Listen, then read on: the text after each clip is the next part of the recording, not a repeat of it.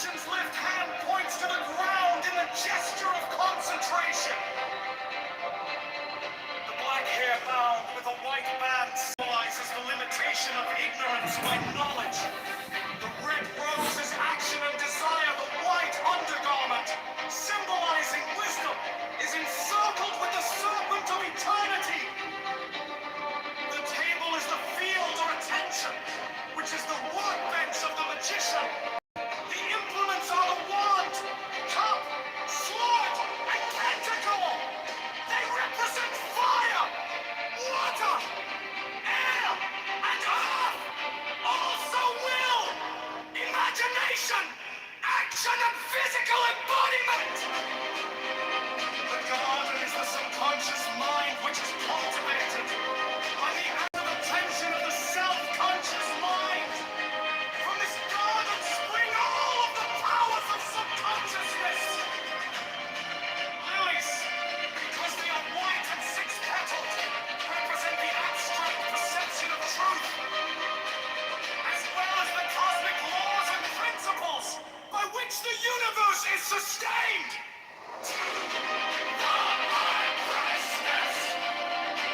The astrological attribution of Kitover is the moon. The moon is a reflector of sunlight, and thus is a symbol of reflection, duplication, as in a mirror. Like ideas, the crescent moon is cup-shaped.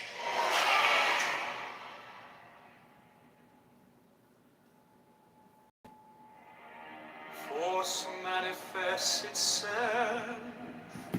The little dog symbolizes the intellect, the merely reasoning mind. He is a faithful companion, but must have a master. Magician. The title refers to man as the director of the force by which he transforms his consciousness and reaches the stage known to occultists as initiation. The number one, which is geometrically symbolized as a point, means concentration, attention, a limiting of the field of activity. This refers to the practice, which is absolutely indispensable to all aspirants for truth. Until you have learned how to concentrate, you cannot perform the great work. Study this key carefully, and it will help you to learn to concentrate, for its symbolism was created to that end. The roses of the arbor symbolize desire, and it has been wisely said that desire is the motivation of evolution. The central figure, by his posture, clearly indicates that he draws power from above. This is a central point of occultic doctrine, because you cannot even begin to use the subtler forces of nature until you realize that you do nothing of yourself, but simply act as a channel through which the life force expresses itself. His uplifted life is a symbol of his ability to direct the natural forces with which he works. Also of the Hermetic axiom, that which is above is as that which is below. The horizontal 8 represents dominion, strength, and control, and is also the mathematical sign of infinity.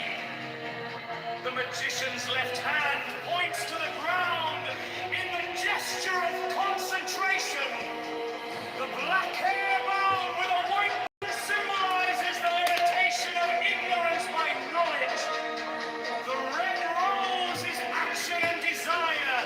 The white undergarment, symbolizing wisdom, is encircled with the serpent of eternity. The table is the field of attention, which is the workbench of the magician.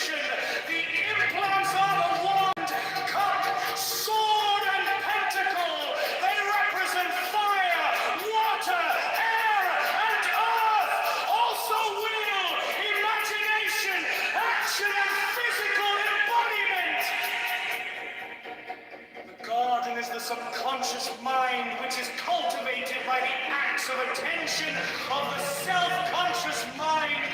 From this garden spring all of the powers of subconsciousness. Lilies, because they are white and six-petaled, represent the abstract perception of truth, as well as the cosmic laws and principles by which the universe is sustained. To the high priestess. The astrological attribution of Kitover is the moon. The moon is a reflector of sunlight, and thus is a symbol of reflection, duplication, as in a mirror and eye-ideas. The crescent moon is cup-shaped, and force manifests itself. The little dog symbolizes the intellect, the merely reasoning mind. He is a faithful companion, but must have a master. The magician. The title refers to man as the director of the force, by which he transforms his consciousness and reaches the stage known to occultists as initiation. The number one, which is geometrically symbolized as a point, means concentration, attention, a limiting of the field of activity. This refers to the practice, which is absolutely indispensable to all aspirants for truth. Until you have learned how to concentrate, you cannot perform the great work. Study this key carefully, and it will help you to learn to concentrate, for its symbolism was created to that end. The roses of the arbor symbolize desire, and it has been wisely said that desire is the motivation of evolution. The central figure, by his posture, clearly indicates that he draws power from above. This is a central point of occulted doctrine, because you cannot even begin to use the subtler forces of nature until you realize that you do nothing of yourself, but simply act as a channel through which the life force expresses itself. His uplifted wand is a symbol of his ability to direct the natural forces with which he works. Also of the Hermetic axiom, that which is above is as that which is below. The horizontal 8 represents dominion, strength, and control, and is also the mathematical sign of infinity. The magician's left hand points to the ground in the gesture of concentration. The black hair bound with a white band symbolizes the limitation of ignorance by knowledge. The red rose is action and desire. The white undergarment, symbolizing wisdom, is encircled with the serpent of eternity. The table is the field of attention, which is the workbench of the magician. The implants are the wand, cup, sword, and pentacle. They represent fire, water, air, and earth. Also will, imagination, action, and physical embodiment. The garden is the subconscious mind, which is cultivated by the acts of attention of the self-conscious mind. From this garden spring all of the powers of subconsciousness. Lilies, because they are white and six-petaled, represent the abstract perception of truth, as well as the cosmic laws and principles by which the universe is sustained. To the high priestess. The astrological attribution of Kitover is the moon. The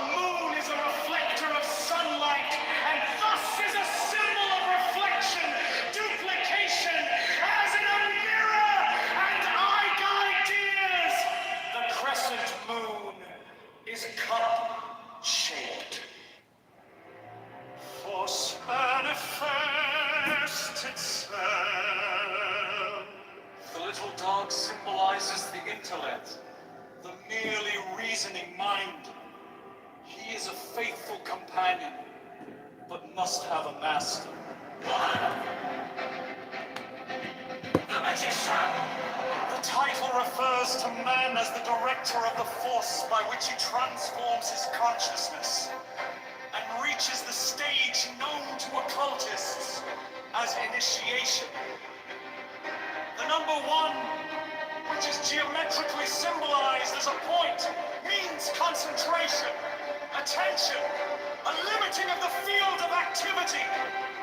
This refers to the practice which is absolutely indispensable to all aspirants for truth. Until you have learned how to concentrate, you cannot perform the great work.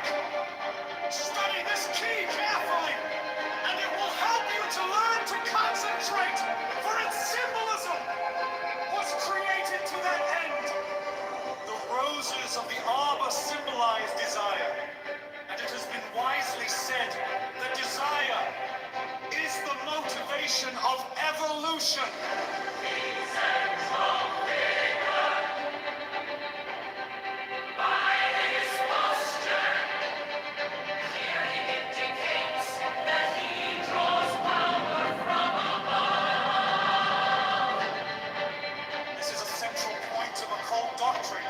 Because you cannot even begin to use the subtle forces of nature until you realize that you do nothing of yourself, but simply act as a channel through which the life force expresses itself.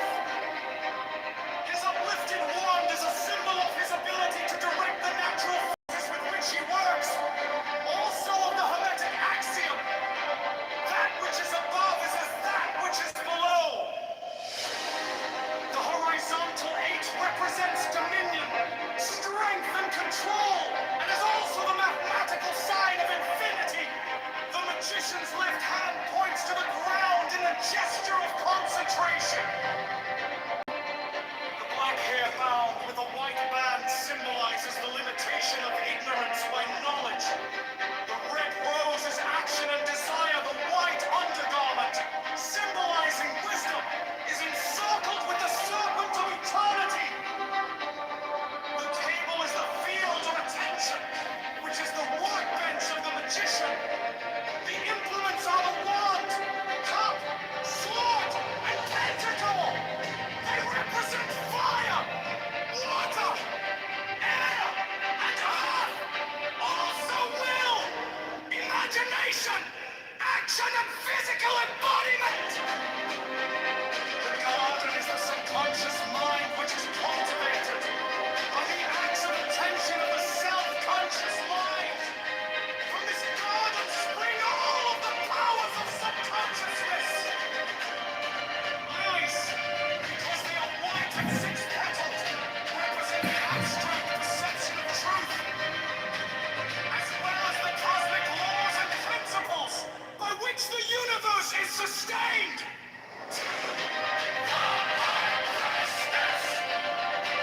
The astrological attribution of Kitover is the moon.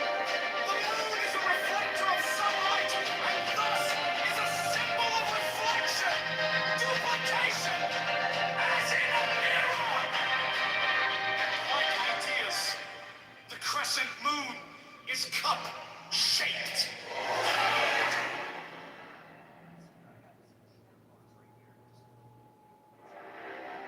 Force manifest itself.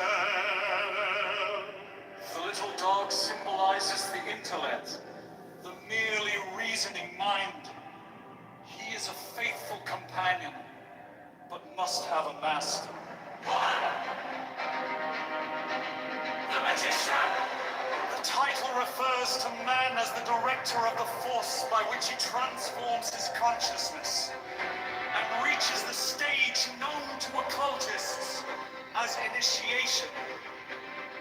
The number 1, which is geometrically symbolized as a point, means concentration, attention, a limiting of the field of activity. This refers to the practice which is absolutely indispensable to all aspirants for truth. Until you have learned how to concentrate, you cannot perform the great work. Study this key carefully, and it will help you to learn to concentrate, for its symbolism was created to that end. The roses of the arbor symbolize desire, and it has been wisely said that desire is the motivation of evolution.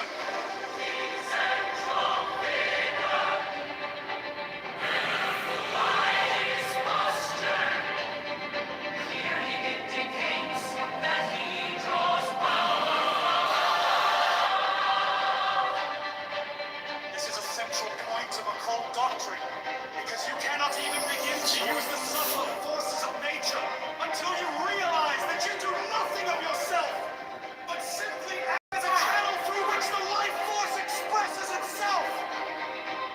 His uplifted wand is a symbol of his ability to direct the natural forces with which he works. Also of the Hermetic axiom, that which is above is that which is below. The horizontal eight represents dominion, strength, and control, and is also the mathematical sign of infinity. The magician's left The fool. The symbolism of the fool is best explained by first considering the meaning of the Hebrew letter Aleph attributed this key. Aleph means ox. Oxen symbolize the motive power in agriculture because they were used to pull plows. It's agriculture is the basic form of civilization. Thus, the letter Aleph symbolizes cultural power, created energy, life power, the vital principle of plants, animals, and men, which comes to us in physical form as the energy of the sun. This principle is also called life. Breath is the Greek pneuma, the Sanskrit prana, the Hebrew luach. The line to the spirit is literally these words mean breath. Secondarily, they refer to the spirit or all-pervading life energy. This meaning is substantiated by the title, for fool is derived from the Latin thallus, meaning a bag of wind. Thus the fool symbolizes that which contains air, or breath. The Thundisiro carries this idea a step farther. It is a symbol of the limitless, unconditioned life power. Lucio is shaped like an egg, hence it symbolizes that which contains all of the potencies of growth and development. Occultists will understand that we refer to the cosmic egg and to the ring past in the picture, the sun refers to the one force. It is white to indicate that it is the universal radiant energy, which is concentrated by and radiated from all of the suns in the universe. The mountains represent the abstract mathematical conceptions which are behind all knowledge of nature. As such, they are cold and uninteresting to many. But the melting of the snow upon the peaks feeds the streams that may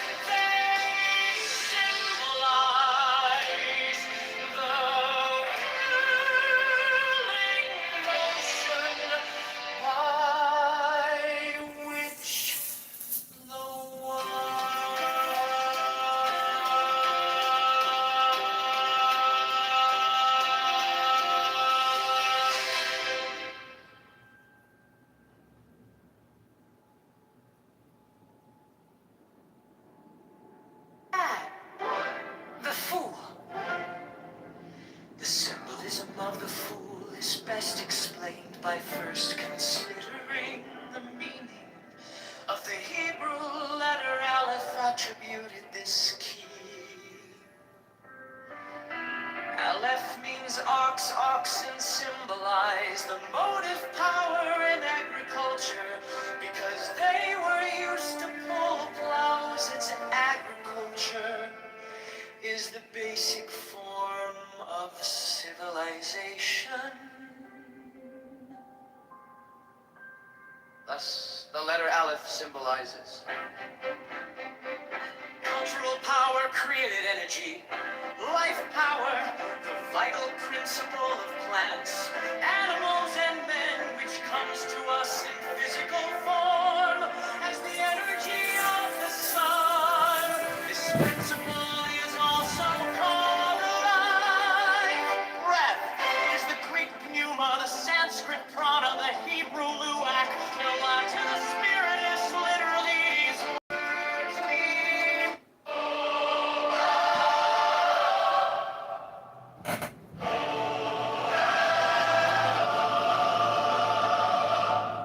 Therefore symbolizes receptivity. These properties are those of the subconscious mind. You will be able to see readily that the factors of reflection and duplication are essential to the faculty of memory, which is symbolized by this key. The universal substance has been called by some modern scientists mind stuff. Occultists have known for ages that the universe is really made up of mental energy. This primordial substance, known to the Hindus as Prakriti, has always been symbolized by water and by a virgin. The high priestess is a virgin, and the blue color that predominates in this key, as well as the flowing robe, represents water. The curtain behind the high priestess is a symbol of virginity. It connects the two pillars of light and darkness, and all of the pairs of opposites, thus symbolizing the associative powers of subconsciousness. This symbolism of pairs of opposites is also carried out by the ornaments on the veil, which symbolizes the active and passive modes of the life, power, self-expression. The symbolism of the stone cube is too involved to give here at length, but we may say that stone is an esoteric word representing union, life, and wisdom. The silver crown represents the waxing and waning of the moon, thus representing periodicity and rhythm. The scroll represents memory, history, the record of experience. The word Torah signifies law.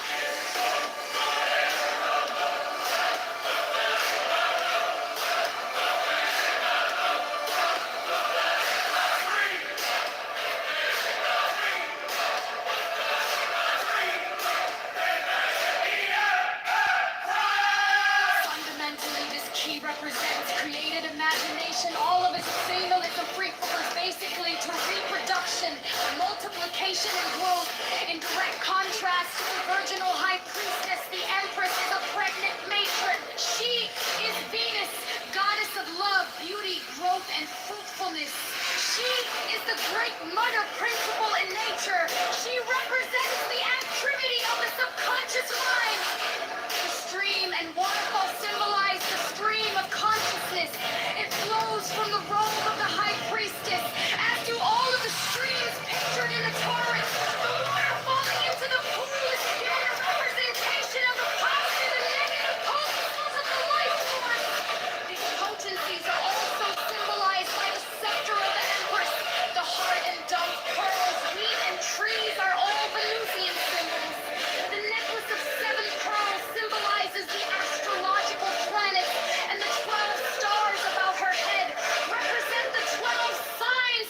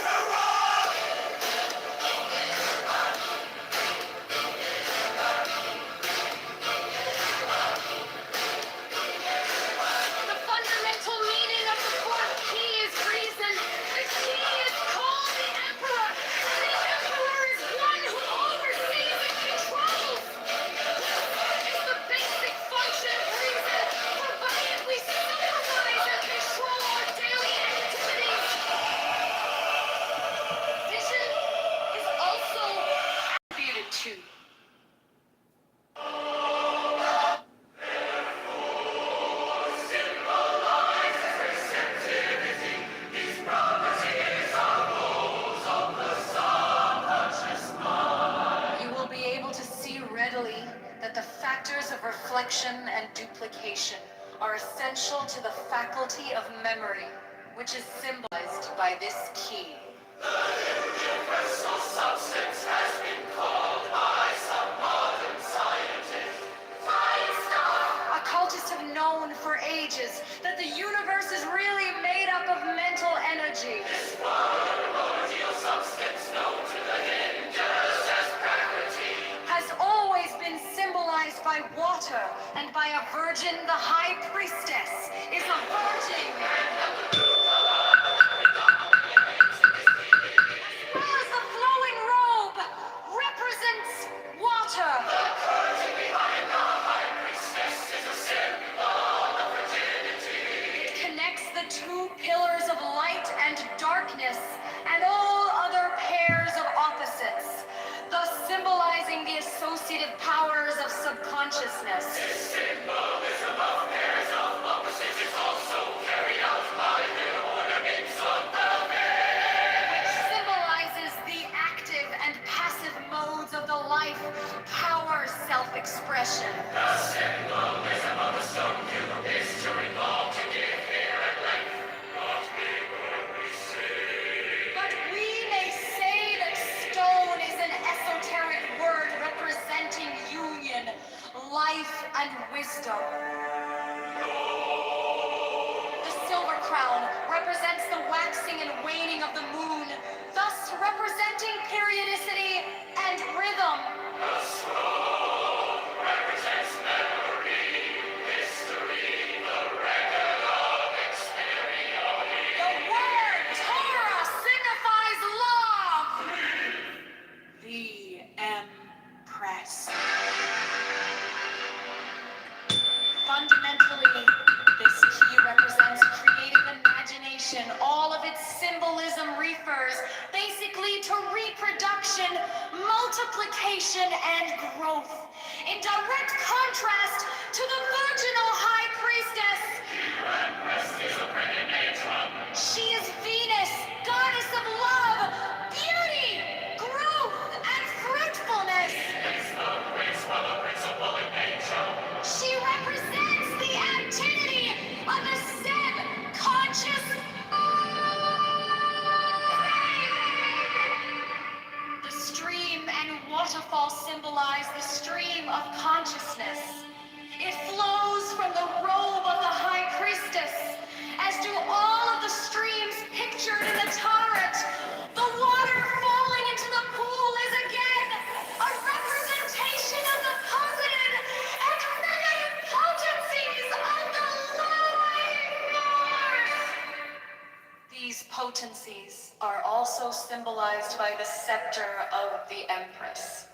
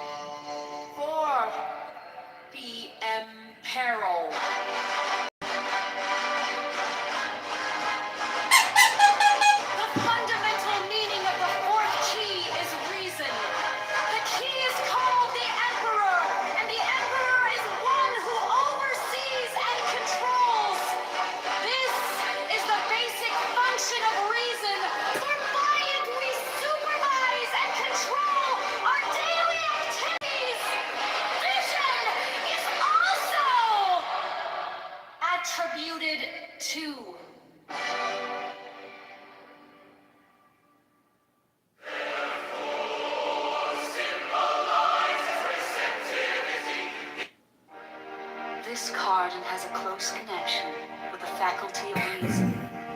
When we consider reasons in sight or mental vision, physical sight is also meant here, and the orange background is symbolic of the sun, source of the light by means of which we are able to see. The mountain represents the fiery activity of Mars and Aries, which are attributes of this key Aries, is also symbolized by the ram's heads on shoulder and throne, and Mars by the steel armor with which the Emperor is clothed. That ornament the helmet are also astrological. The globe is a conventional symbol of dominion. This globe and cross, like the circle and tau of the scepter, symbolize the masculine and feminine potencies of the radiant mentor energy or life force. The purple flaps over his armor hint at his rulership, since purple is the color of royalty. 5. The Hierophant. Hearing is the function assigned to the Hierophant. The Hebrew letter Vav means nail, and is also the conjunction N. The ornament, hanging from the crown of the Hierophant and passing behind his ears, is a conventionalized yoke. A yoke is something that joins together, again symbolizing union. The Hindu word for union is yoga. This card symbolizes interior hearing, or the development of intuition by certain practices of yoga. This that we call interior hearing is the real inner teaching. Coming from your own inner self, your true teacher. That self is represented by the Hierophant. In this connection, we must caution you that the true interior hearing is not the negative, lower psychic types of Clarodians. The difference is readily distinguished by the quality of what is heard. Intuition is above reason, but never contrary to it, and it never urges you to do an unethical or selfish thing. The pillars represent the law of polarity, or the interplay of the pairs of opposites. Their capitals show a ball and socket pattern, and an acorn surrounded by oak leaves. This symbolizes the union of opposites. The design of the wars of the crossed keys is a bell. This symbolizes sound vibration used in hearing, and is also a hint that sound has a practical value in unlocking the gates of your inner temple. The two ministers who kneel before the Hierophant represent design and knowledge, as indicated by the roses and lilies on their garments. 6. Lovers. Discrimination is the keynote of the 6th key. Its symbolism graphically portrays sharp differences. The letter Zayn means a sword, which is an instrument of cleavage. To this key also is attributed the disposing intelligence. And disposing means, literally, to pose.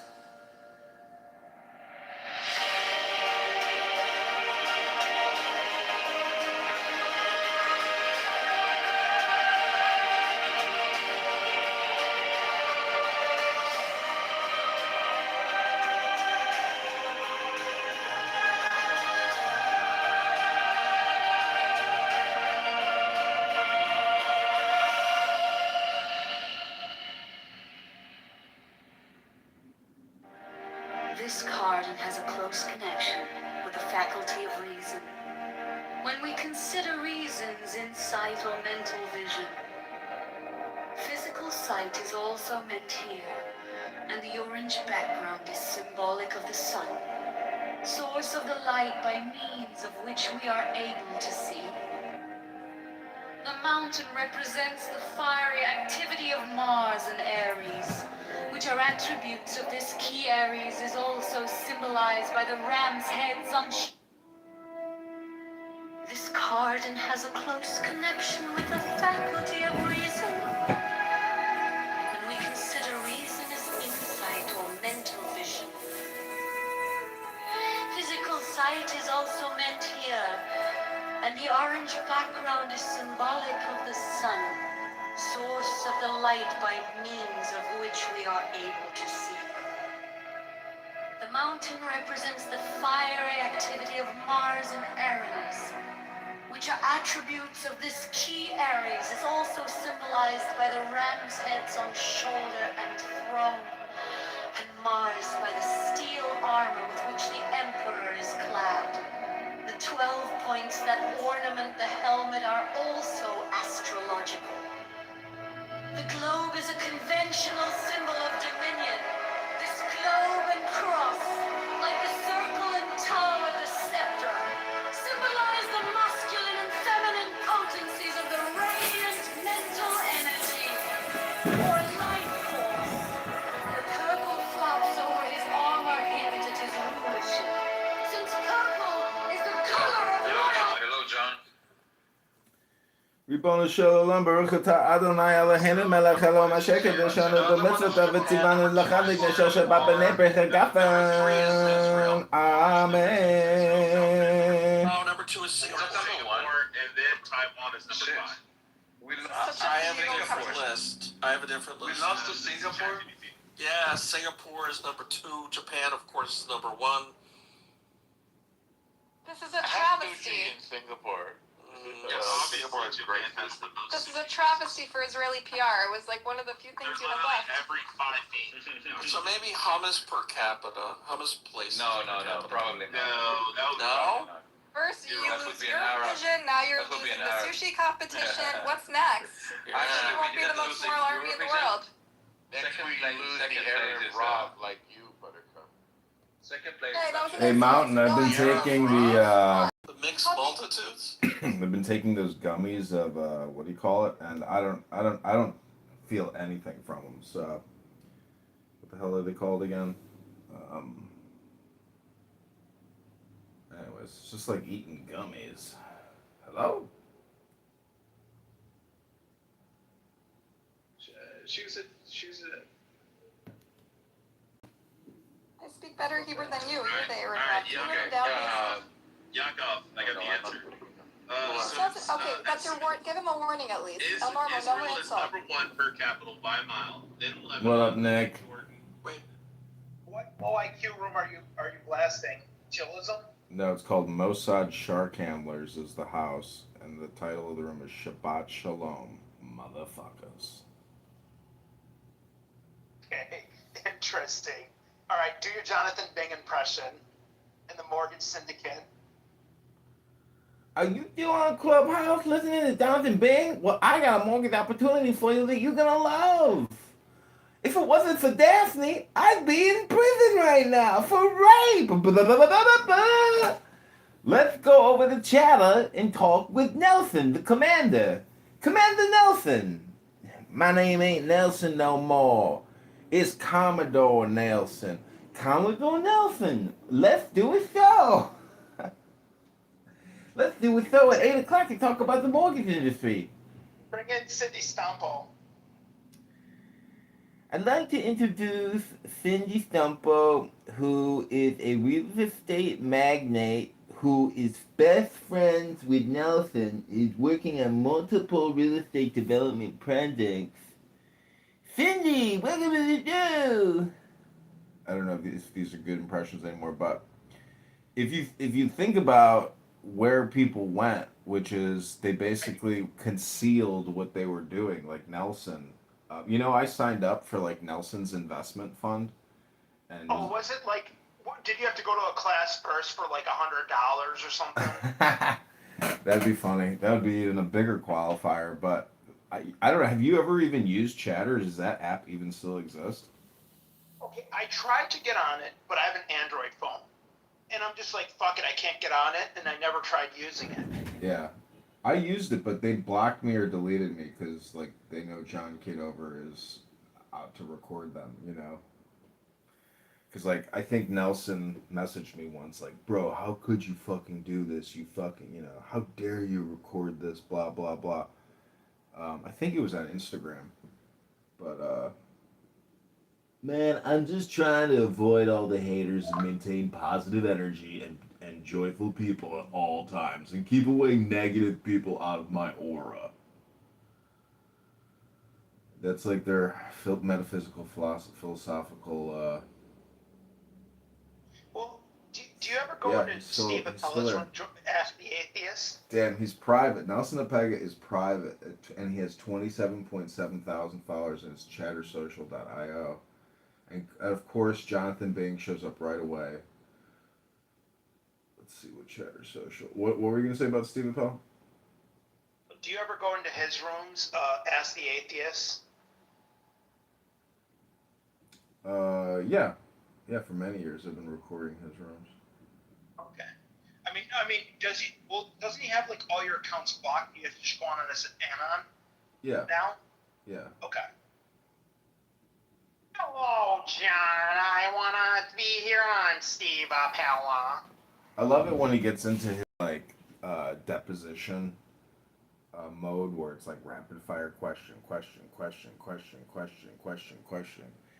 Um, anyways, it's just a huge waste of time, because like I'm playing music through AI from books that I've read, and it's like I would rather listen to audiobooks than listen to these rooms, because if I'm not speaking, I'm technically just like listening to an audiobook or some type of, live stream podcast or something. So it is what it is, but this app is still here, It's like a good app. Uh, Functionality, like look how you can customize shit. Like it's an amazing way to create content. And it's supplementary because like I'm live streaming on 20 YouTubes and X and other shit. So Yeah. it's just like one more fucking platform. Well, I think it's hilarious. Like if some people watch your like X and your YouTube or your Instagram, and they hear people like Jazzy crashing out or Monica, that's got to be. These people are like, what the hell is wrong with them? Yeah. I don't know. See that the thing is like people want to get my stuff deleted, but because I have so much content, it like scrambles their brain when they have to try to find what they think that I've recorded or something. And it's at this point, it's just like a taunt. It's like something to say to somebody, like Jazzy or anybody really. Like, oh, I got a recording of you, being a low class piece of trash. See, like they just kicked me from that room, from Shabbat Shalom, motherfuckers. But they actually have my Anon blocked because I started adding people on my Anon because I'm getting ready to create a new Anon. It's like a little game, and because of the Anon, like I'm undefeated. Because generally, if I'm even in a room listening or talking, I already have an Anon in there to immediately catch whatever is there after I get kicked. And it's really interesting. The thing that tickles my feather the most, probably creates the most dopamine, is when a room is about me and they're roasting me. Like that's when I'm collecting gold, because that is truly when you've created slaves, and that you're living rent free in their brains, like toxoplasmosis from a pussy cat. Hello. But what about like the politically correct and Mises 420 or Lisa's 420 launch? Do they always kick you? Because they kicked me within 10 minutes. Yeah, same. But I usually wouldn't stick around for 10 minutes at this point. And if I go in those rooms, it's all just anon, and I'm there to just like listen, get a little sample, and then leave. But I feel bad for some of the people on this app, like Andrew R. I don't know if you know retard Andrew, but Yeah. He's a borderline. I think he has a 60 IQ on a good day. so it's like they spend so much time talking that if he was only to spend 10% of that time reading a book, he might get more comprehension about what he's really doing, because he's just like a repeating, memory box. I don't know. It's like, how do the concept of like, ghost in the machine or something? It's really just a question of like intelligence. Like through this communication app, people are willfully refusing to increase their intelligence. They just want to be social, and I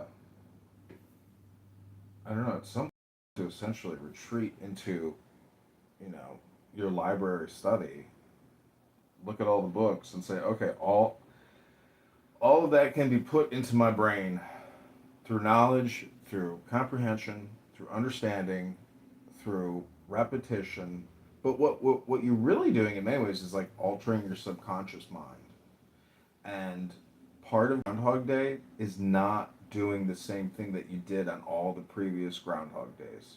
Did you ever see that movie with Tom Cruise, like 1 Million Battles or Oh yeah. whatever?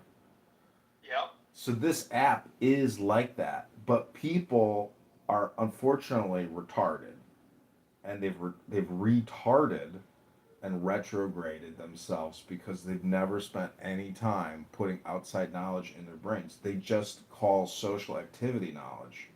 And that's why this is like an app for schmucks or schwarzes, like Nelson Apega and what's his face. The thing is, if you call this a show, but you're not producing it anywhere, you're just leaving it on this fucking platform like Steve the Pelvish Schmuck, you're really, I mean, that's the thing, dude. It's like some people aren't that smart. They can't figure out technology, or they don't want to like expand their efforts. They're just lazy.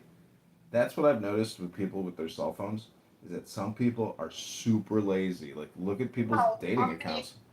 look at on this app. You have all these single moms that are fucking begging for money, or they put their cash app at the jumbotron in every room because they don't have jobs. They don't want to work. They don't have a fucking man in their life. No fucking man wants to get with them, and they use this app just for money. Well, that's better than I guess like some other people, but everybody has their stake in it. Like look at Marshall Stinkin' Rankin. Um, So Marshall's an interesting one because that guy flip flops more than Fauci. Like one room he's a Republican, the other room he's modding in like the 420 lounge or politically correct, yeah. and like caping to these retarded, low IQ liberal communists. Like they were in a room once, and they were telling us that like McDonald's can raise their wage to $21 an hour, like Denmark, and give people 6 weeks vacation and free health care. I'm like, you do understand in Denmark, McDonald's isn't the one that's paying for the health care, it's the government. And he's like, oh yeah, he's like, and that Misa or Lisa 420, that retard, she's like, oh, we'll just have to raise the price of a Big Mac to like 50 cents. Who cares? So people can have free health care and a livable wage that's in free college, that's worth it to me. I'm like, you guys are so fucking stupid. It's just like, no, you're stupid, you're MAGA, you're MAGA. That's what they always say. That's their tap out.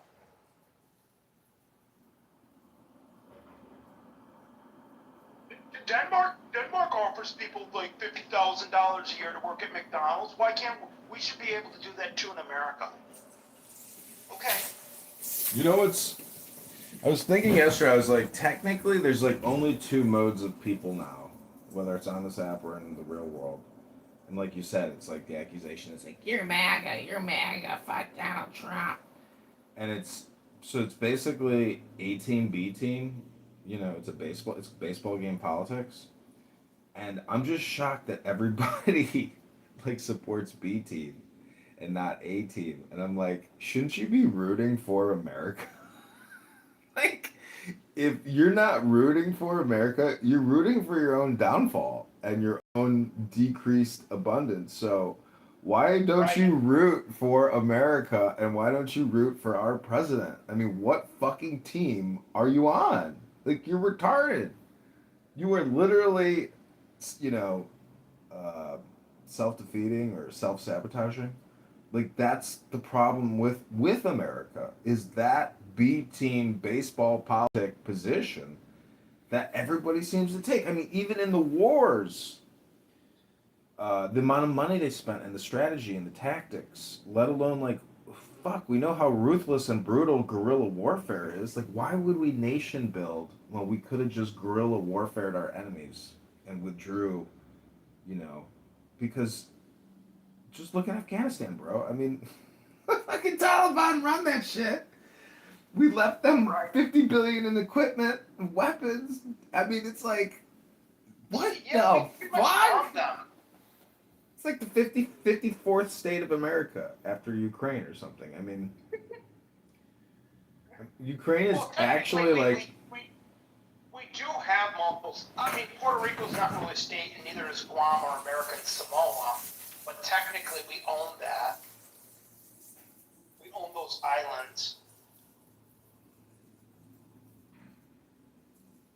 The lowest IQ people on this app have to hang out either in politically correct, Lisa's 420 Lounge, or chillism. Those people are fucking dumb. so there's like this bill to like integrate, I guess, American benefits with U.S. or Israeli soldiers or something like that, or it's like they want to do some kind of like binding agreements with military protections and transfers or whatever. We are now, just like 2 years ago, they announced that we're taking over the Ukrainian pension payment system, like in the whole country and the military, etc. So it's like, dude, Ukraine is the 51st or 53rd or 55th fucking state. Like that's on our fucking budget, and it's like 300 billion plus a year. So, if people are complaining about doing the same deal with Israel, I'm like, man, I mean, we're like an octopus country, with many tentacles. And if you're an octopus, it's better to have a, a lot of tentacles because, you can grab more things. Um, but as you know, we're broke. But, like, are we broke? Because, If they revalue the gold at Fort Knox, I mean, we have a lot of fucking gold. well, the way to look, see, this is the way that these bullshit economists look at economics. They just look at it, Yeah, they're Keynesians. They're Keynesians. That's the problem. Keynesians or whatever. I mean, Keynesians, they yeah. they look at it in terms of relativity, which is actually the real way to look at it because we've built up a moat from 1945 to 2026, a huge debt moat where the rest of the world relative to our debt is nowhere near even close to the sophistication of our debt empire. And because of Wall Street and Washington D.C. and the Federal Reserve and Congress, we have actually a huge way to go. But if the Democrats get in charge and they do the Green New Deal, the banks and the Federal Reserve will go along with it and they will create the money. And that could be the way to actually get rich, like for the rest of your life. Who knows? I mean, the thing is, if the Schwarzes on here want their reparations from that Green New Deal or something, like that's probably where they think it's going to come from is the Green New Deal because that's But going to didn't be. they get reparations in Chicago?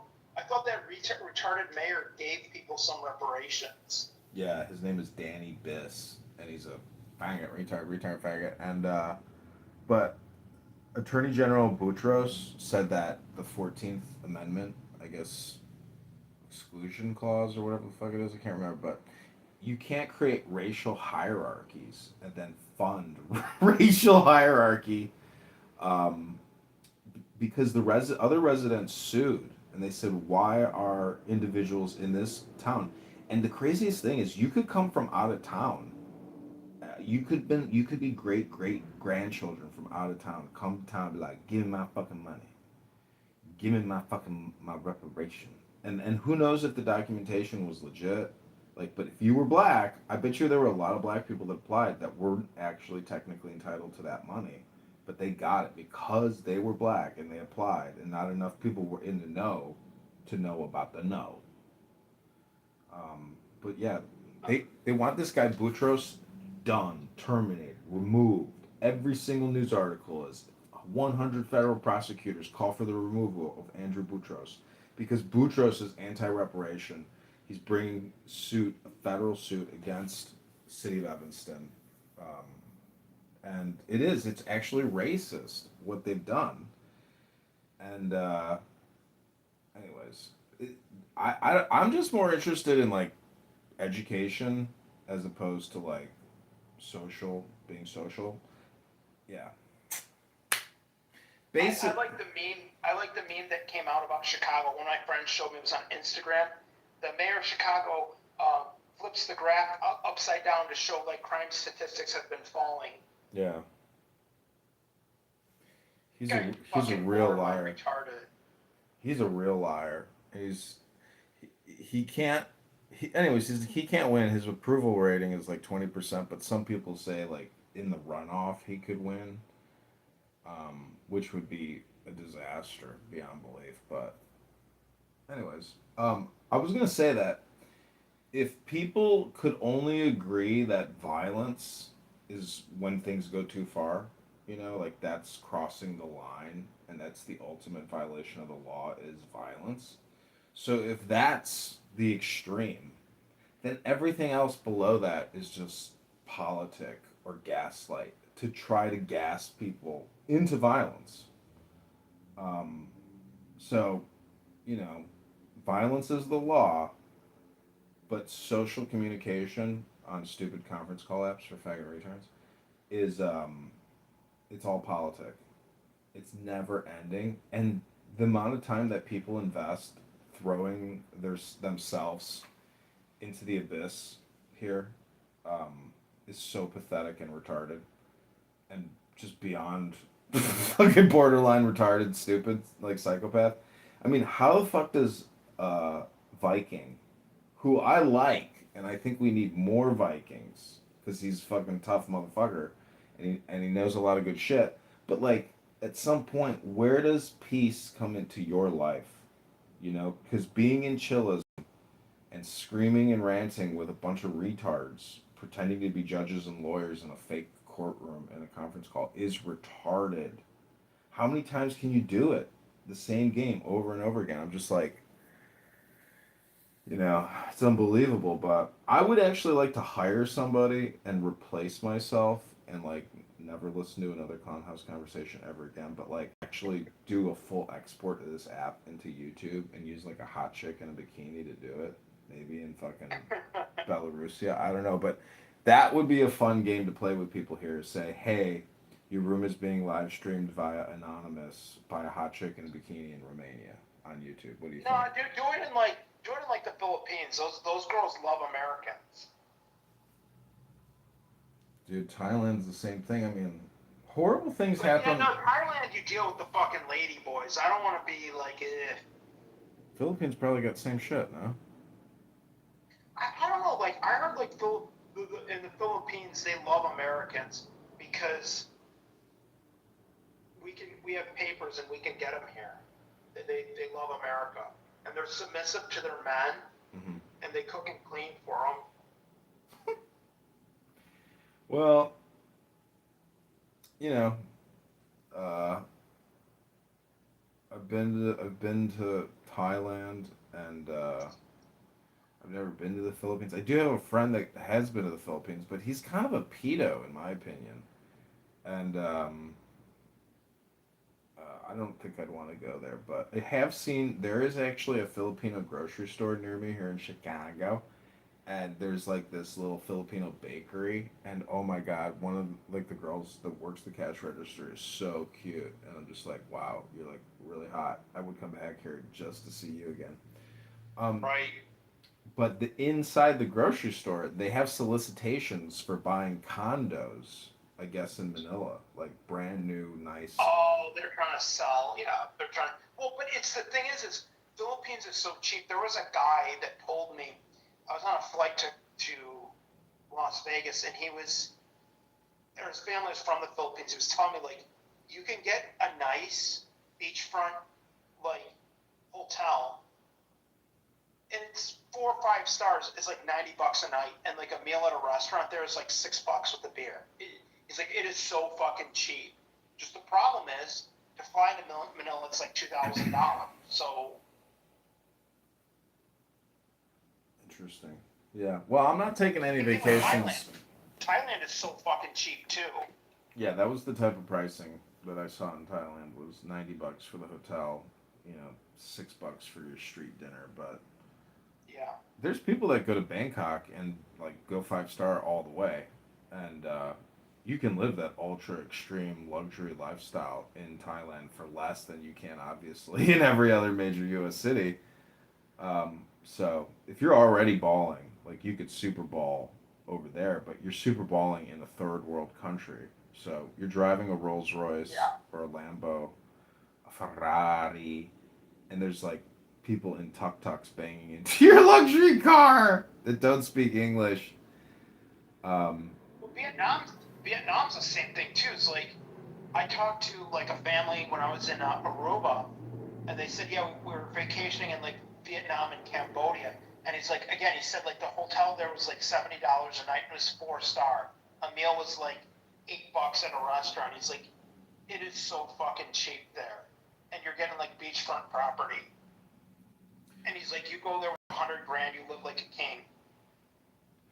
well, what's interesting is when you listen to these passport bro rooms, there's this one guy, Christian Lamar. Do you know him? He like ran for Yeah, I Arizona. know Christian Lamar. Yeah.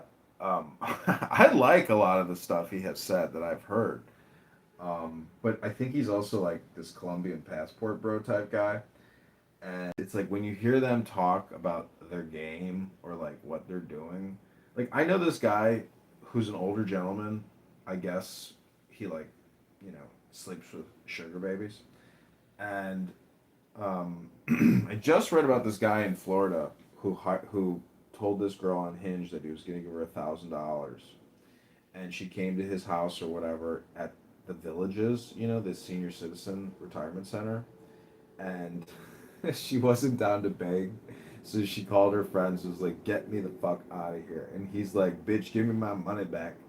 And so he chased him in his pickup truck or whatever, and like ran him down or whatever. But I stopped reading the article.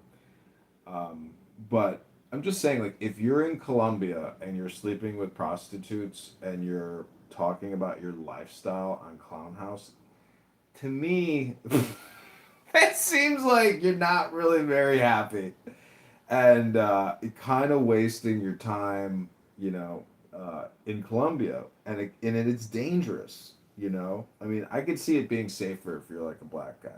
You know, maybe you're gonna not gonna get fucked with, but in Colombia, if you go there and you're swiping right on Tinder, Hinge, or Bumble, and you're meeting random women at random bars that you've never been to, expect that your future will not end well. It could be a mystery magic thing, and you're gonna get married and bring her back to America. But have you seen that show 90 Day Fiance? Yeah. Oh yeah. How about the guy that found the girl in like Panama, Jasmine and Gino? So what's really funny is they live here right in Michigan, Uh-huh. about like 20 minutes from my house. I think she's left though, Jasmine, but I think I've seen them before at like the grocery store. It would be so funny to see Jazzy on there. See, Jazzy's too smart though, but like the Egyptian men, oh my god. Holy shit. You know that one actor, the Egyptian actor dude with the older white woman? I heard that they're still together or something and they got married. How the fuck is that possible? He's so insanely mean, and Yeah. ridiculous. But if you are dating a chick and you're watching 90 Day Fiance, what does that say about you and your chick?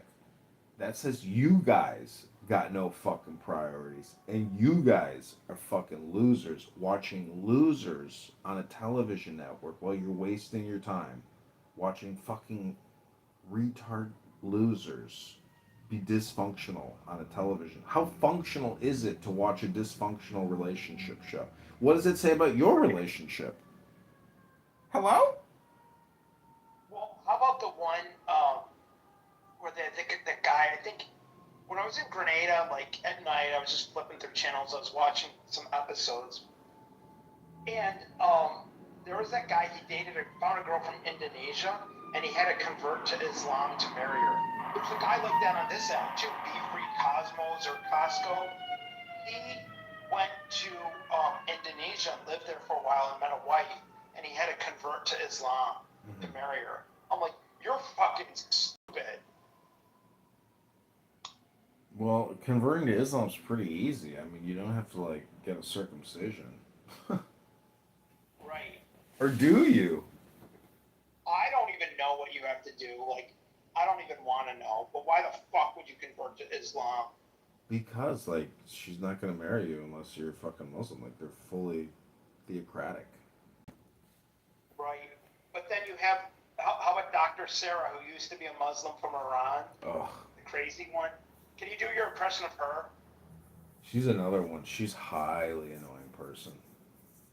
She's like another chalkboard. Do you know who Emrose is? Yeah, Emrose. She is by far, in my opinion, the most annoying person I've ever heard in my life. She's Sarah is like slightly below her, but Emrose is the queen, the empress No. of social How media about, torture. how about Cora? That girl told me, she's like, my boobs are so big, I had to remove it. I'm fucking gorgeous. Guys under 30 want to fuck me. I've been married. I've been married 24 years, and I run a successful business doing government contracts. So I go on her Instagram, John, and I see her. I mean, she's not like totally horrible, but she's not that great looking. She has no pictures of her so-called husband that she's been with for 24 years. And then she was claiming that she had breast cancer or cancer, and she started a GoFundMe for $5,500, which she told me she was filthy rich. Saying that, like, I can beat up any guy. I used to be a bouncer at a bar, and guys would just look at me and know that I could throw them out of the bar, and they would just leave because they were that intimidated by me. Yeah, Cora's a wretched, stupid cunt. Yeah, people really dislike her, but I'm basically like to get emotionally upset with these people. See, this is like the game that I've been playing for so long where they hate me or like they'll call me a troll. But if someone is projecting troll onto me, that person is a troll as well. So Cora is a troll. And like you said, everything about her is fake and El Normal calls her like a techno bureaucrat.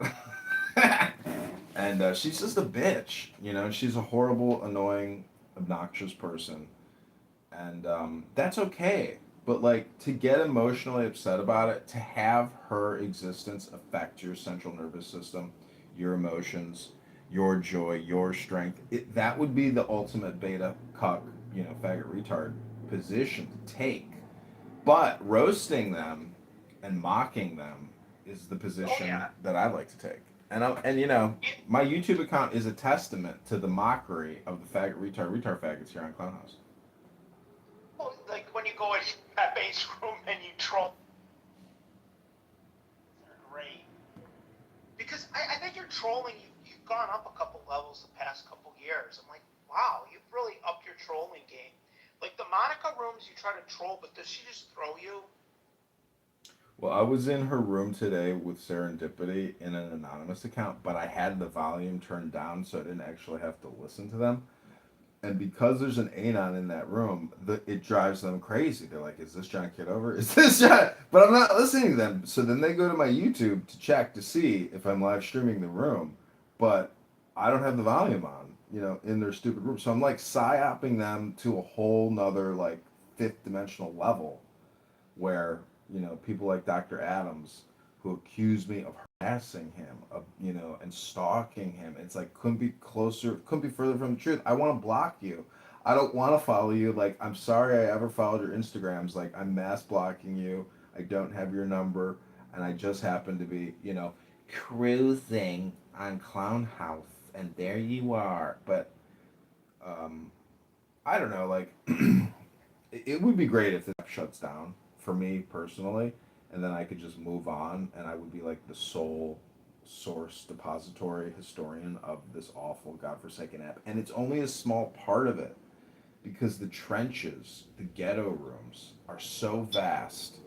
That to me is the treasure, you know, the treasury of Clown House is if somebody, like I said, could export every one of these fucking miserable rooms onto YouTube, but because there's so much profanity and violation of community guidelines in terms of service, a lot of this app can't even be exported because it's that sick and demented and horrible human behavior. Yes, I thought on YouTube, if something's like really bad, they warn you. Like, hey, warning, this is adult, whatever. Yeah, but if your account is already registered as an adult, you don't see any kind of warnings that this is like for adults only. Okay. Yeah, I have like a couple Google accounts there that I can just go on, and sometimes I troll those retards that try to sell you their products, but it's really funny, the ones that try to push the products on the app. Um, they do not like it when you go there and you troll them or tell them that it's fucking false. They're telling lies. Because they'll just remove me. But they don't want to be called out on their bullshit. Remember Mogul Makers on the app? The guy that did a $20 million Ponzi scheme? Yeah, they're for a pending deal he has with Netflix to make a documentary about. I don't know that guy Mogul. He got charged for a $20 million Ponzi scheme, and I know a girl on here that got scammed out of over $2 million because he's like, yeah, I'll give you like 20% returns on your money. I'm like, and you just fucking signed up for that on Clown House? I'm like, that's crazy. You don't give it. If you want to invest some money with them, fine. Start small, like $3,000, $5,000, whatever.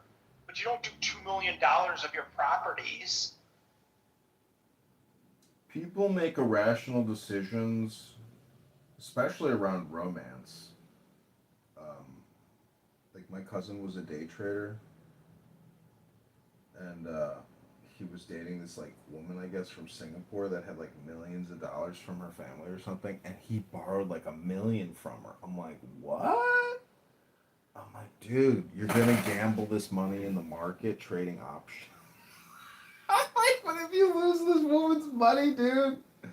I'm like, how can you do this? You know, he was borrowing from family, and he was just trading options like a psychopath, and he lost it all. You know, fucking. There's people that trade in the market, and they're like, oh, my intuition is better than AI. You know, and they're competing against teams and networks of people all around the world just trying to fucking take your money as you think you're trading options because your intuition and your indicators confirm your fucking bias. It's so ridiculous. If you think that like you can go into a casino and win and beat the house, like you just don't understand how retarded you are. And your position versus like the position of the house and the marketplace. You know, the market makers are the eternal winners. And in that network, there are suckers and people getting drained. And they don't even know they're getting drained as they're getting drained. So, this app is basically the same thing with social behavior. And it's fucking God.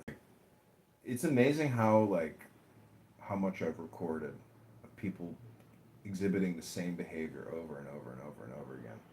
And the green bean thing and kicking people and blocking people and all this like petty little juvenile behavior. That's Monica. You removed me from every room because I blocked her and I removed her because Sig would always mod me up in the masculinity mansion. So as soon as he'd mod me up, I'd remove Monica. She went on this big telegram rant about me in there, and like nobody responded to her telegram rant. I never did. And I was like, I'm not even gonna gauge with this retard. But she takes the app like so fucking seriously. She did a room of herself talking about whether you should remove a person or whether you should block a person. Like, are you this fucking bored in life? It's really lazy. It's laziness, it's boredom. You could be a fool and a knave. Like that's the thing about this app is you don't know just how like brain rotted out people are behind this cell phone screen. So it's like your judgment is very harsh because like you're actually not giving people enough grace or credits for having brain rot. But you, as the person engaging in Monica content, is also retarded faggot, faggot, retard. Like, that's part of the retarded situation where there's just so much retardation to go around. We have an overabundance of brain rot. So it's kind of like, being in a boat on a lake of brain rot. And there's just too much brain rot. It's everywhere. And no matter where you go, there's a good chance that you're going to get splashed with a little brain rot. That's life. I mean, just go to your local convenience store. Like, I went to CVS yesterday. And this I got 2 cans of like seltzer, and this woman who works there is sitting outside with like a can of ham and spaghetti and pasta sauce, and there's nobody at the cash register, and it's always like that at this CVS. It takes 20 minutes to check out because there's nobody ever working the cash register. So this employee's just chilling, and then she calls for, I guess, the manager, and the manager comes. She goes, "Why did you clock out?" And she's like, "Bang, black, black, black, black, black, black, black, black," And she says to me, "Are those beers?" I said, "No." And she goes, "Well, you can go to the self checkout." And I said, "Are you gonna check my ID?" "No." "And are you gonna go put my date and the passcode in the machine?" "No." "Oh, you're done working for the day, so you ain't doing nothing but talking." And she's like, "Blick, blick, blick, blick, blick, blick, blick, blick, blick, blick." And then the manager checks me out, and she says, I'm so sorry you had to wait." I said, "Don't worry about it. It's not me going out of business." And she's like,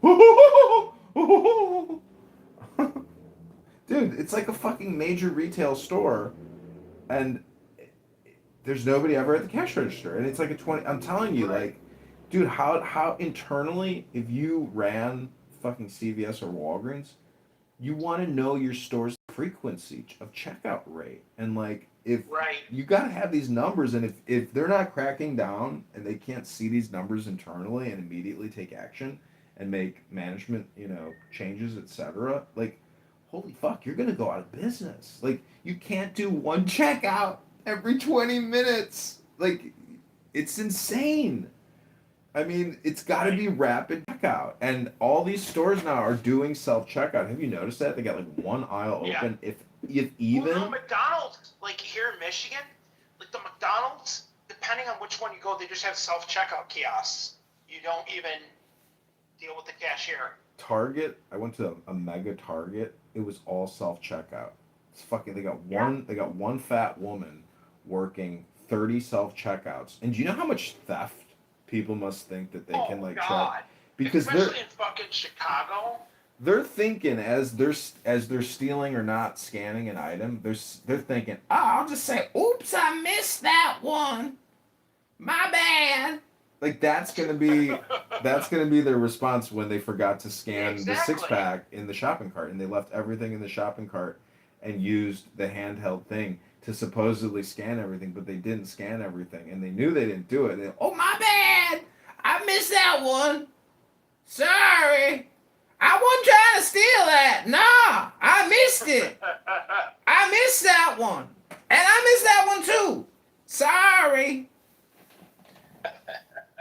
That's what I would say. Yeah. So how do these stores think that self-checkout is like a good thing? I don't know. Like, I used to work at Home Depot like 20 years ago when I was in college, and our operations manager was telling us, she's like, "No, I like these self-checkout because we were a new store, and we didn't have self-checkout like the first year I was there." And our ops manager said, "Well, they did studies and retail studies, and it actually involves less theft." I'm like, I don't see how, especially at Home Depot. Like, yeah, you're gonna scan like the big thing, but you're not gonna scan your screws if you're buying like new drills or tools or whatever. These contractors can rip you off like left and right.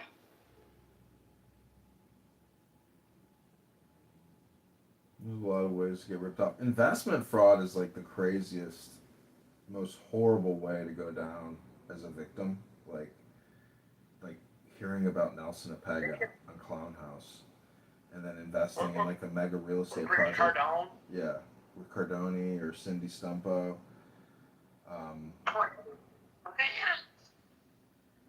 See, the thing is, it's not all that much different than investing with like J.P. Morgan Chase, but at least you have the guarantee that you know you're investing in a product that you yourself even consume. Like before you invest with Cindy Stumpo, shouldn't you at least own one fucking share of Coca-Cola or Ford or like a real manufacturer as like the basis Yeah. of your fucking portfolio, the basis of the economy of like, top brands? Well, the thing is with Cindy Stampo is, I thought she was just a real estate developer, and she just builds really high-end luxury homes.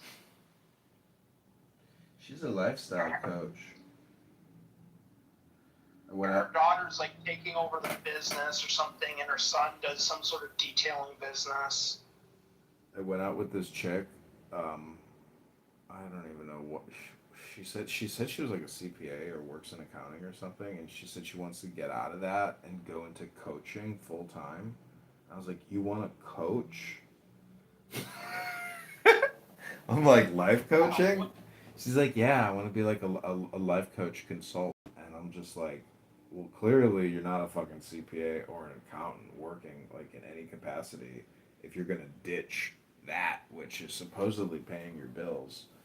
And I said, even calling yourself a coach is like, you're a little late to that scam game, whatever the fuck that was. I mean, she could have been just like projecting onto me, like maybe even what I'm doing or something with all the content and social media and shit. But uh, I don't know. There's a lot of chicks out there that just want to float and like find a guy to support them. I don't know. There's just a lot of people that, oh my God, it's just like the cell phone is like their partner. They will never be able to disconnect from their cell phone life experience. And if you've ever gone out on dates or like dated somebody for a couple weeks or a couple months or a couple years and you just observe like their cell phone life behavior patterns, you realize you're not necessarily in a relationship with like a fully awoke, like awakened person or aware person or mindful person. They're like concealing things from you in their cell phone, and like their whole universe like is in that cell phone, and so they can never open up to like being in a relationship. And so that's, I'm just saying from like a male perspective, you just have to be aware of like the reality of life now with cell phones being the satellite like observer in your possible partner's life, because you're not going to be able to change somebody's cell phone behavior life experience. They're so fucking cooked. I saw a video of this Indian kid savagely beating his mother who like took away his cell phone. It's it is the cigarettes of life now, or our generation or whatever. I mean, cell phone, like there's nothing has anything on us like cell phones. The pandemic, wars, etc. Nothing like the cell phone is the big thing in human civilization, human consciousness, human experience, human like everything. Like this, the cell phone is like the greatest invention in human history.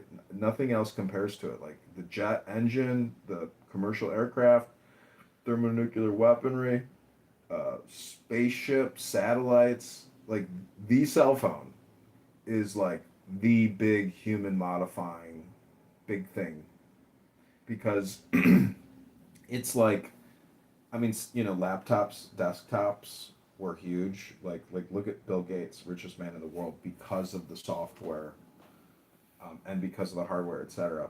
Like Michael Dell.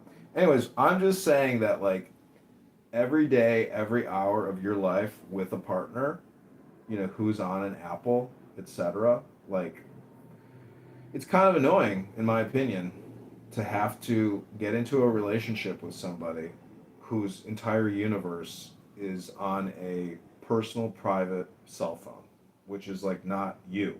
And like you could be in a relationship with somebody and never go through their cell phone, never examine their communication, like since you're with that person.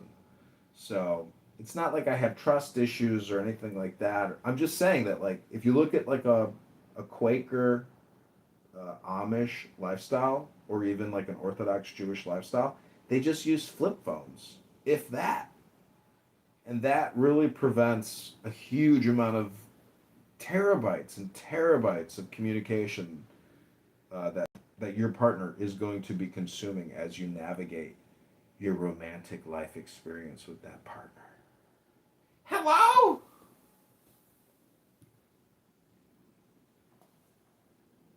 And Clubhouse is like another platform app on that person's cell phone, which, when examined, the partner who doesn't use Clown House would always say, I wish he or she would just delete that fucking app! Am I right? Am I wrong? I think I'm right.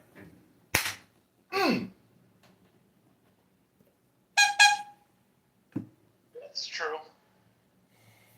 Like these passport bros. You're right though about Yeah. the clown house and like how people like that green bean gives them like power. It's so stupid. Like Andrew R. is a perfect example of somebody with a green bean fascism, but what he's missing, like in his philosophical approach or perspective, is that he can't let go. He can't just let a room naturally build or organically develop. He has to maintain that button. Life is actually just, at this point, it's buttons. Like imagine being in the military and you're launching, rockets or weaponry. Basically, you line your finger up on a fucking button and you go fire, fire, fire. Because all you're doing is it's like being at a gas barbecue, and hitting the ignition for the spark to ignite the.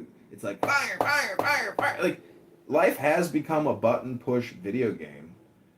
Somebody has to design the systems, obviously, but the end user is just hitting buttons. So we live in a button surprise, like attention industrial complex. Clown House, in my opinion, is like a good example, not at the forefront, but a good example of a platform of just fat people pushing buttons and getting a new dopamine, like every button push. Fat asses on this fat ass retard faggots on this app who don't go to the gym, don't read books, but are on here talking all day long with other fat ass faggot retards. You don't have to be a fat ass, but you are a faggot retard faggot. If you are on this app all day long, endlessly pontificating, and you claim you have a job, but you're here talking about the finer points of this and that in chillism all day, and then I love the technical arguers, who want like protocol, they want rules and laws, and they want like a trial. You talk about concrete. That guy is fucking retarded. He's absolutely retarded. But what do you think his IQ is? I don't see IQ is one of those things where it's like, let's say we were able to accurately give a number to every single person, and then look at it from like a historical lens, like the people that assassinated Julius Caesar and stabbed him in the dick.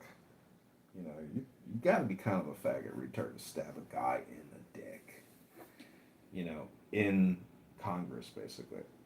But what I'm saying is, if everybody had a number and we look at it from a historical lens, IQ is irrelevant when somebody assassinates you.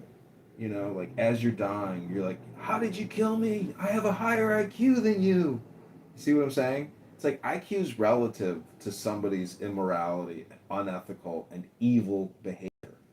If you're so fucking smart, you better anticipate evil people trying to defeat your superior intellect or superior IQ, and so you better be fucking higher than you think you are, because the evil, rotten, horrible people who, supposedly have an inferior IQ, they just killed you. So you see what I'm saying? It's like, don't give so much emphasis into IQ, because even low IQ people still waste your time. So what's the point of even having an opinion on IQ, in my opinion? Hello?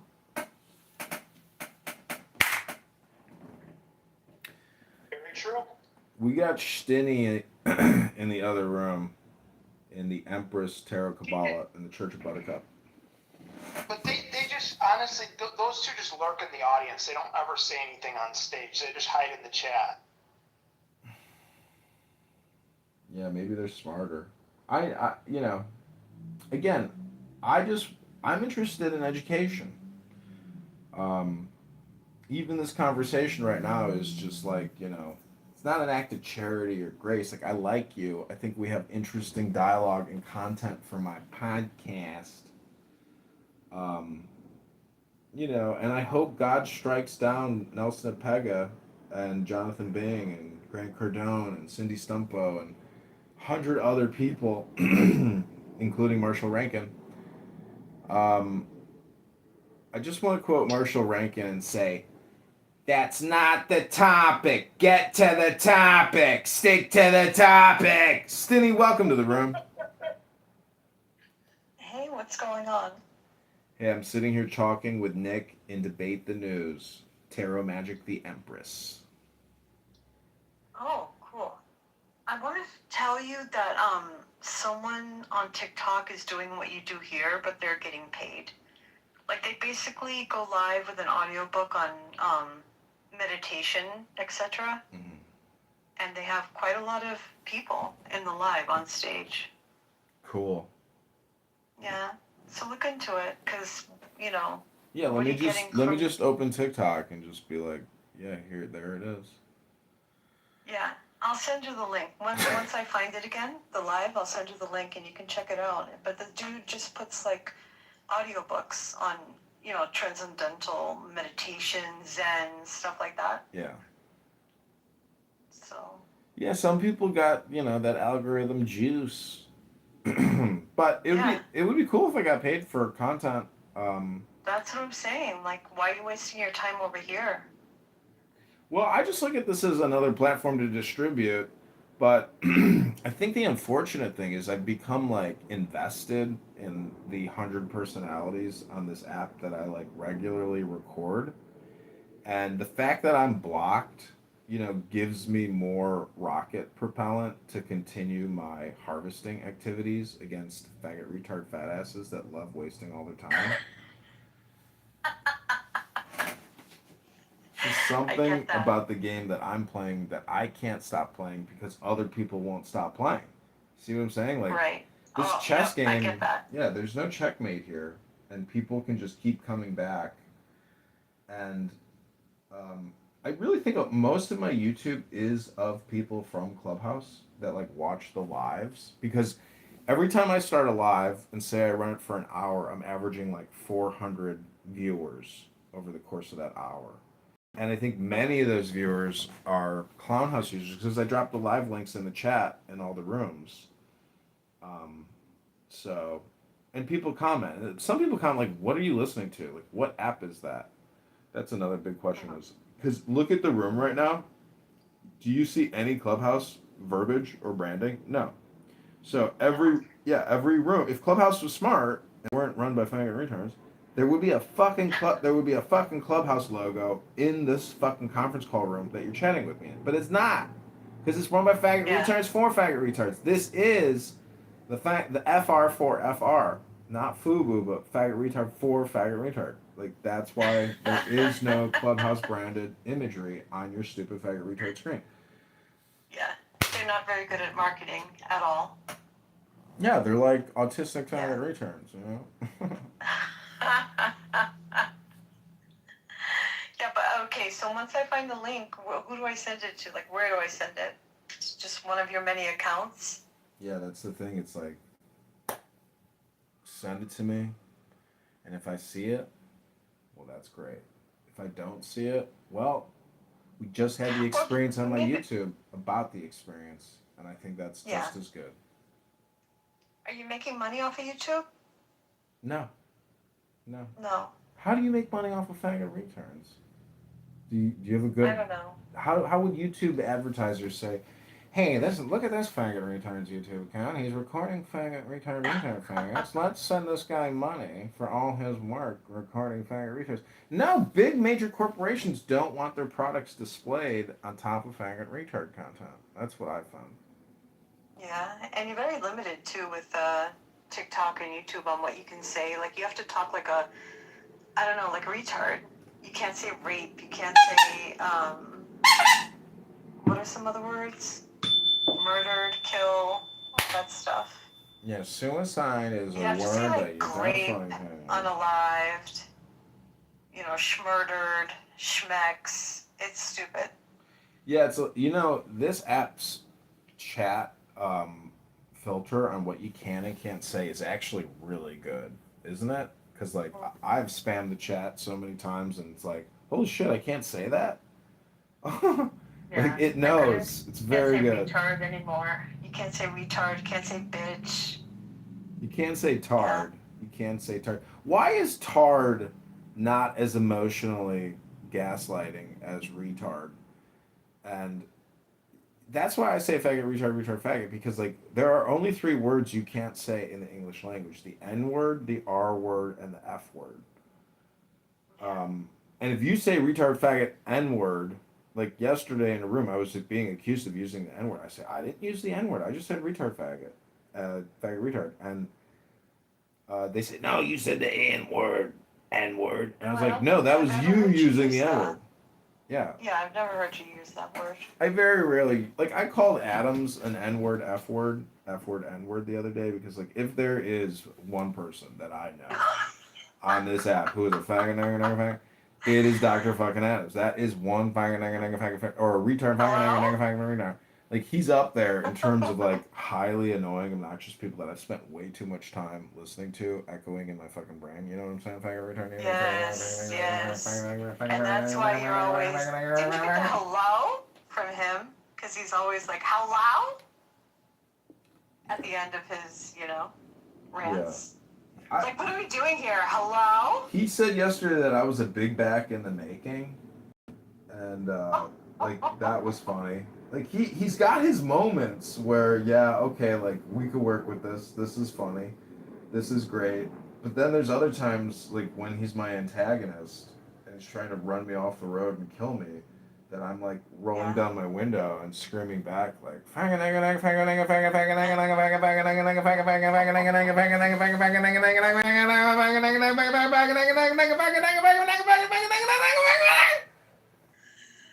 ay, ay.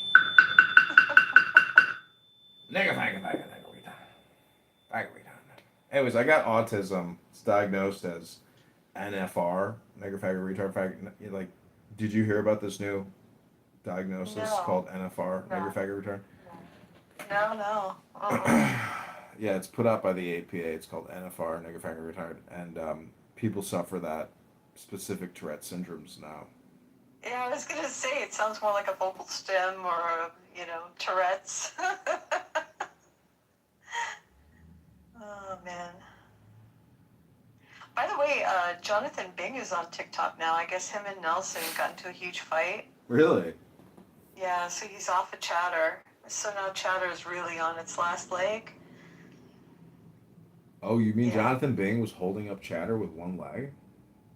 Pretty much. Doesn't that already mean it's done? Like, if that's what's it's on already done. a platform. But now it's really, really done. You know what's amazing? It's like people go on other platforms and then like YouTube or Clownhouse or X and they say, I have a platform. It's like, no, you got an account, nigga faggot retard. You have an account on a platform. You are not the platform, nigga faggot retard. And so, But anyways, thanks for sharing that little tidbit because I would love to see, because he's probably invested a lot of money in Chatter. Yeah. I would love to see it just like shut down. It probably will. I mean, there's hardly anybody on it. Just nigga faggot retard. Except for that little click from Million Marathon. Like Cindy Stumpo's still on it. Grant Cardone shows up sometimes. And there you are. And there you are. No. I only went in there because... No. How did you know? How did you know? Oh, I found out through Clubhouse, and then I still had the app. Oh. So I went in and listened to all the tea, and then left. To the tea? Yeah. Yeah, I got the tea. That Jonathan went over to TikTok. Oh. Because basically what Nelson did was reinvent the wheel. I mean... He did? Yes. Yeah, like he thought he had this big new concept when it was just basically a TikTok.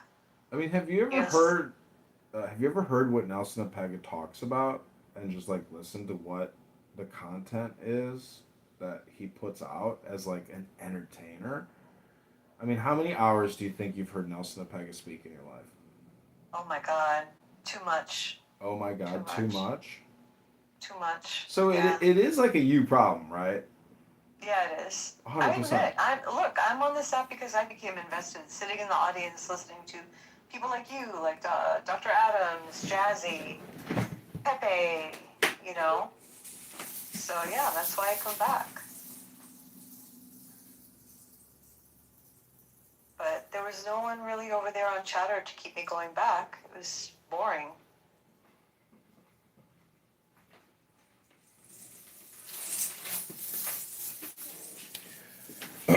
Well, I've been creating AI.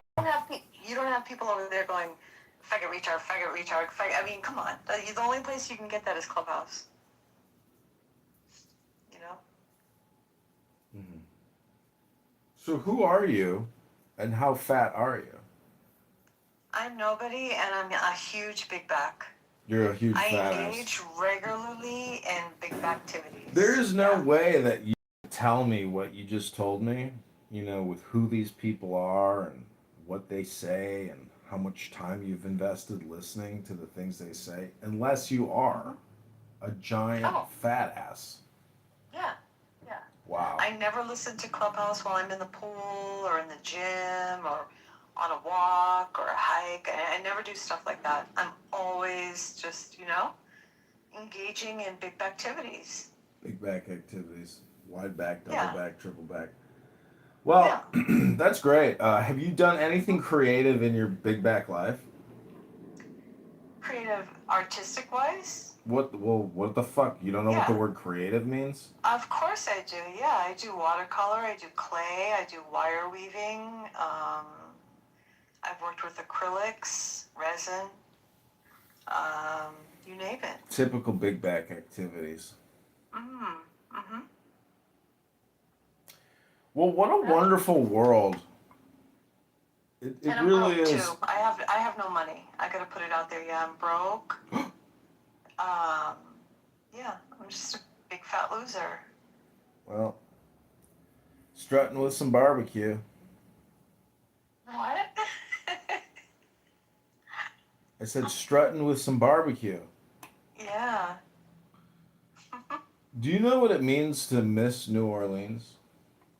I have no idea what that means. I'm poor, but I actually have been there, and I didn't like it. There's a lot of homeless. There was a man on the street, just passed out, pissing himself. Mm-hmm. I didn't know if he was dead or alive. It smelled like urine. It smelled like dank weed. I didn't like it at all. But what does it mean?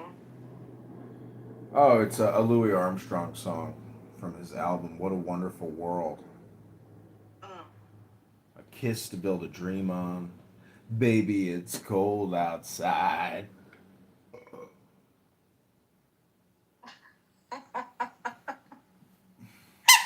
Now, burping could be seen as, you know, a big back thing. Yeah, burping is a sign of big back in the making. Absolutely. Yeah. Yeah.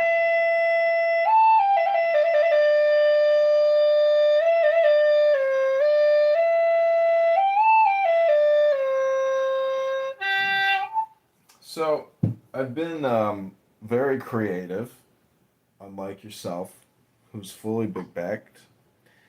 I have created some songs using AI. Nice.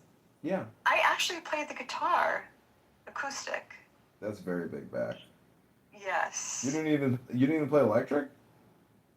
I did for a little bit, but I mean, I'm not, you know, I prefer acoustic. You know. That's big back. Yeah. All right. Well, I want to play you a little song on my acoustic here. Okay. Okay. It's called Faggot, Nigga Faggot, Retard, Faggot, Nigga Retard, Retard, Faggot, co-produced by Dr. Adams and Norman Green in the White House.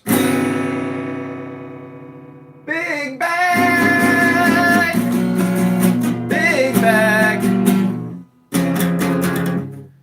big bag in the making. Hello? What did you do with your life, John, for the past 6 years? Hello? Oh, well, I created a documentary called Nigga Faggot, Retard, Retard, Faggot, and we've got the Netflix deal. We signed the contract this morning. Yesterday, I was, what's that faggot name? Derisive. He was like, well, John Kitover said that he had a deal with Netflix, etc. And, you know, I would just say that what I have filmed, to me, if I had a Netflix account, I would want to watch the John Kitover show. I would pay for that personally. But since I'm not on their platform, I would not pay the monthly subscription fee for a retard faggot network known as Netflix without John Kitover. So I hope that, you know, I find the time to find a content acquisition expert on LinkedIn that works for Netflix, the retard faggot network platform.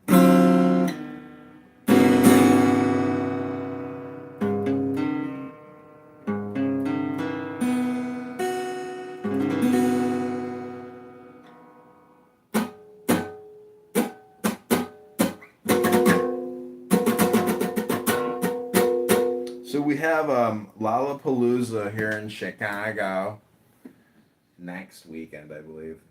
Next week. And I got a ticket for a VIP experience at the House of Blues. It's going to be exciting. My sister texted it to me. She's like, you should definitely go to this. I was like, all right, if you recommend it, sister. So I bought an extra VIP pass to the Foundation Room.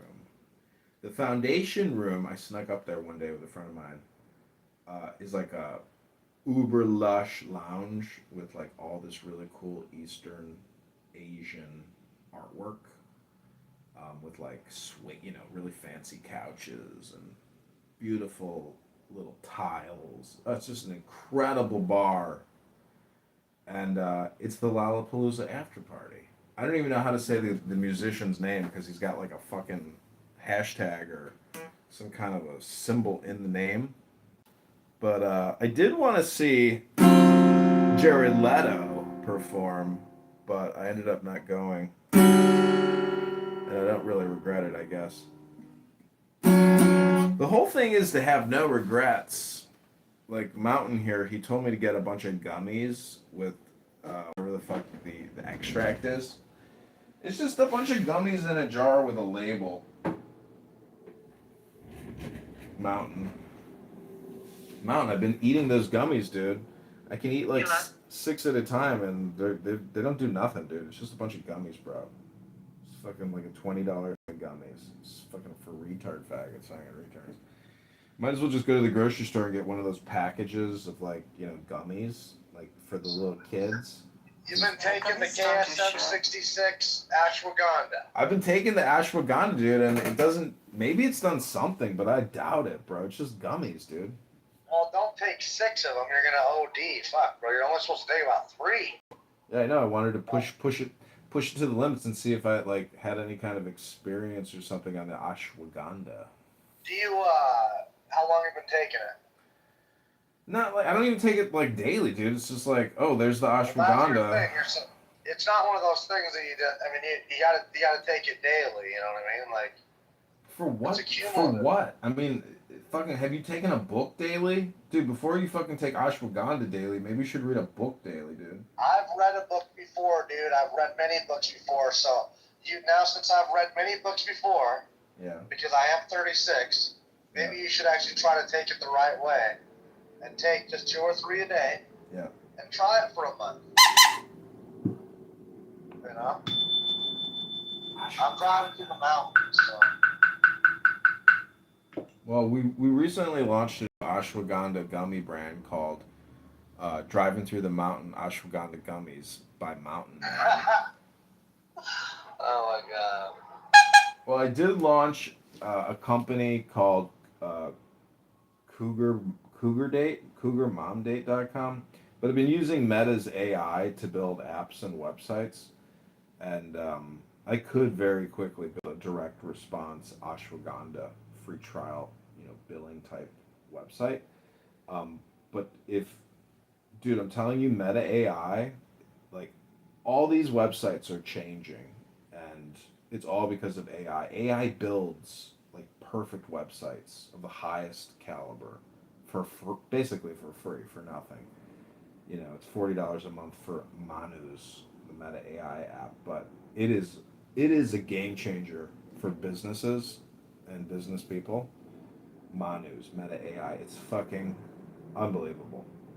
I've done all my political campaigns, websites. Explain this to me. Explain. So, like, if I was wanting to start a sprinkler tech company, how could it help me? Because I was thinking, at least I want to use tablets instead of paper. You know what I mean? But how could it help me in that situation? Be honest. In 10 minutes it will build you an incredible sprinkler website. Whatever the fuck you want to put on it, you just write it in a paragraph, and it'll build the whole website for you in 10 minutes. It's unbelievable. And I could help you with like billing and all that shit. And, yeah, you can ask it to do the back end. You can ask it to do anything, absolutely anything. That's Meta AI. Yeah, it's called Manus, Manus. Okay, I'll look into it. $40 a month. Yeah, Manus. $40 a month, and your domain name is $18 for the year. Let me show you an example. This is. I have many examples. I have built quite a bit on it already, but anyways, it doesn't matter, dude. If you do it, you do it. But it's remarkable. Yeah, no, I'm looking at that. I'm also, I do plastic welding too, and I want to. You weld boats, bro? You're a boat builder? I never knew that about you, dog. I also do repairs, so I do quite a few repairs. But I want to get busier, and I was considering maybe, paying like $10 a month to for ads and stuff. But like if I was wanting to build a website, Meta AI, I'll check into it. It's called Manus, Manus. Okay. That new? It was bought Meta bought it for billions of dollars like a year ago or 6 months ago or whatever. I'm telling you, dude, like it is fucking powerful. You can create anything. It's apps. Like I've created apps for Android and Apple, but the problem with that is it's not easy to just like deploy the fucking app that it builds. Like there's all this bullshit process you got to go through to upload your fucking app. It's a lot of work, and it takes a tremendous amount of concentration that I don't have because I'm a clown house faggot retard. You're not a faggot, but we're all. But I'm retarded. And if I'm retarded, I'm a faggot retard. Oh shit! Hitting things. That's all right, man. I don't know. I haven't been spending as much time on this thing lately. That's what people like to say when they come here. They love reminding people how they've been off the app for months or weeks and they don't spend any time. People love making that a topic of conversation, but it's kind of like talking about nothing, isn't it? Because like you weren't here and you were doing something else. Are you going to tell us what else you did?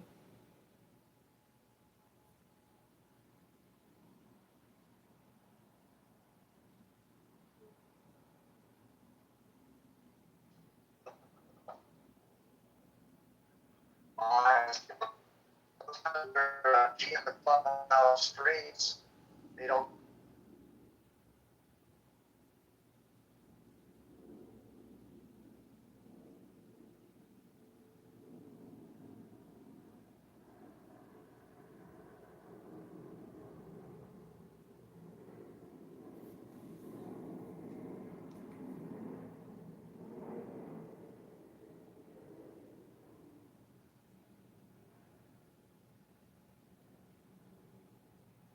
Well, I know you're driving through a mountain and you've overdosed on ashwagandha and you're in the Matrix, but what a wonderful world.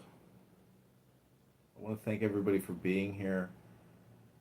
Bucket's got a hole in it, strutting with some barbecue, a kiss to build a dream on. Baby, it's cold outside.